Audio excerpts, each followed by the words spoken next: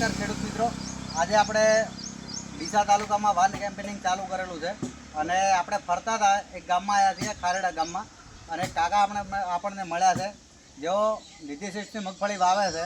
તો આપણે કાકાનો અભિપ્રાય લઈશું કે એ મગફળી વાવે છે તો એમનું શું કહેવું છે અને ઉત્પાદનમાં કેવું રહે છે એ કાકા જોડેથી જાણીશું. તો પહેલાં એમનો પરિચય લઈશું. શું નામ છે કાકા તમારું? રાયચંદજી ખોડાજી. ગામનું નામ શું? તો કાકા તમે નિધિશીષની મગફળી કેટલા વર્ષથી વાવો છો? 12 મહિના થયા, કોઈ લોબા પછી વાવતો નથી. 12 મહિનાથી. એટલે ગઈ સિઝન વાવી હતું તમે ચોમાસામાં? તો ગઈ સિઝન ચોમાસામાં વાવી હતું તો તમને કેવી લાગી હતી મગફળી? સારું લાગ્યું. સારી લાગી હતી. સારી વાત. તો બાજુમાં પણ આપણા ખેડૂત મિત્રો હાજર છે, એ પણ નિધિશીષની મગફળી વાવે છે. તો તમને કેવું લાગ્યું હતું મગફળી? ઉત્પાદનમાં કેવું હતું? તો આ વર્ષે કઈ મગફળી વાવવાના અને બીજા ખેડૂતોને ભલામણ કરવી હોય કે મગફળી વાવેતર માટે કઈ કરવી જોઈએ તો કઈ મગફળી કરાય? નિધિની જ કરાય.